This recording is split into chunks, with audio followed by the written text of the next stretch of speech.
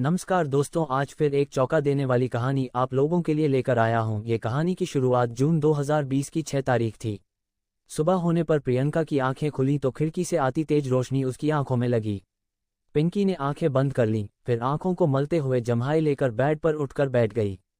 कुछ देर वो अलसाई सी बैठी रही, फिर मुंह घुमाकर बेड के दूसरे किनारे की ओर देखा तो पति चंदन वहां नहीं था। शायद आज जल्दी उठ गया, बाहर होगा, सोचकर वह बेड से उठी और पैरों में चप्पल पहनकर बेडरूम से बाहर निकल आए। जैसे ही वो बाहर आए तो बाहर का दृश्य देखकर सन रह गई।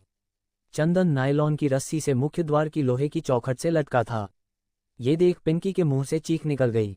चीखते हुए वो बाहर की तरफ भागी और पड़ोसियों को बुला लिया। पड़ोसियों ने आकर देखा तो सब अपने अपने कयास लगाने लगे।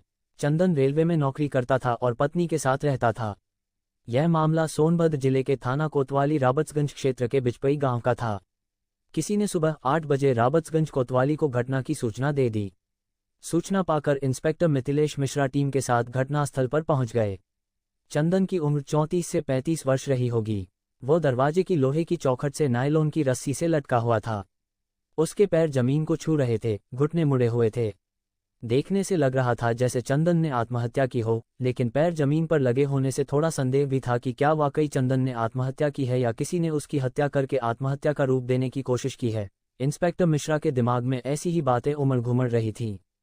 फिर मिश्रा जी ने सोचा कि पोस्टमार्टम रिपोर्ट में सारी हकीकत सामने आ जाएगी। उन्होंने सिर को झटका और सोचों के भंवर से बाहर आए। उन्होंने पास में बैठी मृतक चंदन की पत्नी पिंकी से पूछताछ की तो उसने बताया कि रात में खाना खाकर दोनों साथ बेड पर सोए थे। सुबह उसकी आंख खुली तो चंदन बेड पर नहीं था। वो बाहर आई तो चंदन को इस हालत में चौखट से लटकते हुए पाया। इंस्पेक्टर मिथिलेश मिश्रा ने उससे और विस्तृत पूछताछ की तो पता चला वो चंदन के साथ जिस मकान में रह रही थी वह पिंकी के पिता परमेश्वर भारती का था। वो खुद बीजपुर में रहते हैं। पिंकी और चंदन के दोनों बच्चे भी अपने नाना के पास रह रहे थे। पति पत्नी के अलावा उस मकान में कोई नहीं रहता था। चंदन बिचपई से 25 किलोमीटर दूर मदैनिया गांव का निवासी था, जो कर्मा थाना क्षेत्र में आता था। घटना की सूचना कर्मा थाने को दी गई। वहां से ये खबर चंदन के परिवार तक पहुंचा दी गई। इंस्पेक्टर मिश्रा ने लाश को पोस्टमार्टम के लिए मोर्चरी भेज दिया और कोतवाली लौट आए। 2 घंटे बाद चंदन का भाई अपने गांव से राबर्ट्सगंज कोतवाली पहुंचा। उसने इंस्पेक्टर मिश्रा को एक लिखित तहरीर दी, जिसमें उसने चंदन की हत्या का आरोप उसकी पत्नी पिंकी उर्फ प्रियंका, ससुर परमेश्वर भारती, सास चमेली, साले पिंटू और पड़ोसी कृष्णा चौहान पर लगाया था। भाई ने तहरीर में कृष्णा से पिंकी के संबंध होने का जिक्र किया था। तहरीर देखकर इंस्पेक्टर मिश्रा चौंके। उनके मन का संदेह सच होता दिखने लगा। लाश की स्थिति देखकर उन्हें पहले ही चंदन के आत्महत्या पर संदेह था। पति की मौत पर पिंकी भी उतनी दुखी नहीं लग रही थी। उसका चीखना चिल्लाना नाटक सा लग रहा था। खैर, अब इंस्पेक्टर मिश्रा को पोस्टमार्टम रिपोर्ट के आने का इंतजार था। शाम को जब रिपोर्ट आई तो उसमें चंदन की हत्या किए जाने की पुष्टि हो गई। इसके बाद इंस्पेक्टर मिश्रा ने चंदन की लिखित तहरीर के आधार पर पिंकी, कृष्णा चौहान, परमेश्वर भारती, चमेली और पिंटू के खिलाफ भादवी की धारा 302 के तहत मुकदमा दर्ज करा दिया। इंस्पेक्टर मिथिलेश मिश्रा ने केस की जांच शुरू करते हुए कृष्णा चौहान उर्फ किशन के बारे में पता किया तो जानकारी मिली कि वह आपराधिक प्रवृत्ति का था। बिचपई में वह पिंकी के घर के पड़ोस में अपनी मां के साथ किराए पर रहता था। जांच के दौरान पूछताछ में ये भी पता चला कि कृष्णा का पिंकी के घर काफी आना जाना था। वो घर से गायब भी था। पिंकी और कृष्णा की कॉल डिटेल्स निकलवाई गई तो उससे भी दोनों के संबंधों की पुष्टि हो गई। इसके बाद इंस्पेक्टर मिश्रा किशन उर्फ कृष्णा की गिरफ्तारी के प्रयास में लग गए। 11 जून को उन्होंने मुखबिर की सूचना पर राबर्ट्सगंज के रोडवेज बस स्टैंड से किशन और प्रियंका को गिरफ्तार कर लिया। भेद खुल जाने की आशंका से प्रियंका किशन के साथ कहीं भाग जाने की फिराक में थी, लेकिन पकड़ी गई। कोतवाली लाकर जब दोनों से कड़ाई से पूछताछ की गई तो दोनों ने चंदन की हत्या का जुर्म स्वीकार कर लिया और हत्या करने के पीछे की पूरी कहानी बयां कर दी। उत्तर प्रदेश के जिला सोनभद्र के थाना कर्मा क्षेत्र के मदैनिया गांव में शंकर भारती रहते थे। वह रेलवे में थे। उनके परिवार में पत्नी कबूतरी के अलावा एक बेटी राजकुमारी और 2 बेटे चंद्रशेखर व चंदन थे। उन्होंने सबसे बड़ी बेटी राजकुमारी का विवाह समय रहते कर दिया था। बेटों में चंद्रशेखर बड़ा था। वो किसी के यहाँ कार ड्राइवर की नौकरी करता था। सबसे छोटे चंदन ने बीए तक पढ़ाई की थी। सब कुछ अच्छा चल रहा था कि 2002 में शंकर भारती की मृत्यु हो गई। मृतक आश्रित कोटे में नौकरी की बात आए तो आपसी सहमति से चंदन का नाम दिया गया। 2004 में चंदन रेलवे में भर्ती हो गया। वर्तमान में वो चुर्क में बतौर केबिनमैन कार्यरत था। रेलवे में नौकरी लगते ही चंदन के लिए रिश्ते आने लगे। एनटीपीसी में इंजीनियर परमेश्वर भारती बीजपुर में रहते थे। परिवार में पत्नी चमेली और एक बेटी पिंकी उर्फ प्रियंका व 2 बेटे थे, पिंटू और रिंकू। पिंकी सबसे बड़ी थी, उसने बीए कर रखा था। परमेश्वर को चंदन के बारे में पता चला तो उन्होंने उसके बारे में जानकारी हासिल की। उस समय कर्मा थाने के जो इंस्पेक्टर थे वह परमेश्वर के रिश्तेदार थे। परमेश्वर ने उनसे बात की तो उन्होंने पता करके परमेश्वर को बताया कि लड़का बहुत अच्छा और सीधा साधा है, उसमें कोई ऐब भी नहीं है, सरकारी नौकरी में है। फिर रिश्ता तय हुआ और 2005 में चंदन और पिंकी का विवाह हो गया। पिंकी खूबसूरत और पढ़ी लिखी थी, वो अच्छे खाते पीते परिवार से ताल्लुक रखती थी। विवाह के बाद जब वो अपनी ससुराल आई तो वहां का मकान और रहन सहन उसे अच्छा नहीं लगा, लेकिन अब वो कुछ नहीं कर सकती थी। शादी के बाद पिंकी चंदन से जिद करने लगी कि वो बिचपई में रहे। बिचपई में पिंकी के पिता का एक मकान खाली पड़ा था। पिंकी ने उसमें चंदन के साथ रहने की बात अपने पिता परमेश्वर से कर ली थी। आए दिन पिंकी चंदन से बिचपई चलकर रहने की जिद करती। चंदन अपने परिवार के साथ रहना चाहता था, इसलिए पिंकी की बात पर ध्यान नहीं देता था। अपनी बात न मानते देख पिंकी बीवियों वाले हथकंडे अपनाने लगी। उससे नाराज होकर बोलना बंद कर देती, खाना नहीं खाती थी। इस पर चंदन समझाता तो उसकी बात सुनती तक नहीं थी। आखिर चंदन को उसकी जिद के आगे झुकना ही पड़ा। वो पिंकी के साथ बिचपई में अपने ससुर परमेश्वर के मकान में रहने लगा। कालांतर में प्रियंका 2 बेटों अमन और नमन की मां बनी। स्कूल जाने लायक तो प्रियंका ने उन्हें नाना परमेश्वर के पास भेज दिया। चंदन कभी कभी शराब पी लेता था। पीने पर पिंकी कुछ कहती तो वो उसकी पिटाई कर देता था। पिंकी भी चंदन के साथ कुछ अच्छा व्यवहार नहीं करती थी, वो ज्यादातर मायके का ही गुणगान करती रहती थी। चंदन अपने घरवालों से बात करता या उनकी तारीफ करने लगता तो पिंकी के तनबन में आग लग जाती थी। पत्नी के रूखे व्यवहार के कारण चंदन ज्यादा शराब पीने लगा था। शराब पीने के बाद दोनों में झगड़ा जरूर होता था। किशन उर्फ कृष्णा चौहान फुलाइच तरवा आजमगढ़ का रहने वाला था। उसके पिता रामत चौहान ने 2 शादियां की थीं। रामत चौहान पहली पत्नी और उसकी 2 बेटियों के साथ आजमगढ़ में रह रहा था। किशन उसकी दूसरी पत्नी रमा का बेटा था। कृष्णा अपनी मां के साथ 1.5 साल से पिंकी के घर के पड़ोस में किराए पर रह रहा था। वह अपराधी प्रवृत्ति का था। राबर्ट्सगंज कोतवाली में उस पर 2019 में धारा 457 और 380 के तहत मुकदमा भी दर्ज था। 29 साल का किशन अविवाहित था। पड़ोस में रहते हुए उसकी नज़र पिंकी पर गई तो उसकी खूबसूरती देखकर किशन उसकी ओर आकर्षित हो गया। चंदन ड्यूटी पर रहता था, प्रियंका घर में अकेली होती थी। पड़ोसी होने के नाते पिंकी और किशन एक दूसरे को जानते थे, पर अभी तक बात नहीं हुई थी। दोनों की नज़र एक दूसरे पर पड़ती तो जल्दी नहीं हटती थी। एक दिन किशन सुबह सुबह पिंकी के घर पहुंच गया। हमेशा की तरह पिंकी उस समय भी अकेली थी। दरवाजा खटखटाने पर पिंकी ने दरवाजा खोला तो किशन को खड़े पाया और मुंह से निकला, अरे आप? जी, मैं आपका पड़ोसी किशन।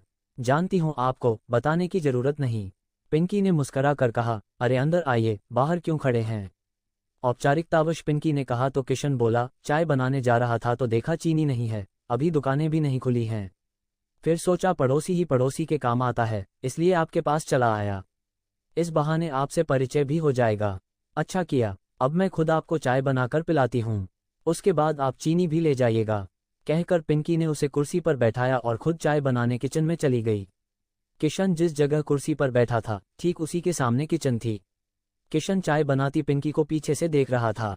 पिंकी के शरीर की बेहतरीन बनावट उसकी आंखों में प्यास जगा रही थी। इसी बीच पिंकी ने पलटकर उसकी ओर देखा तो उसे अपनी ओर देखते पाया। एकाएक दोनों की आंखें मिली तो होंठ खिल उठे।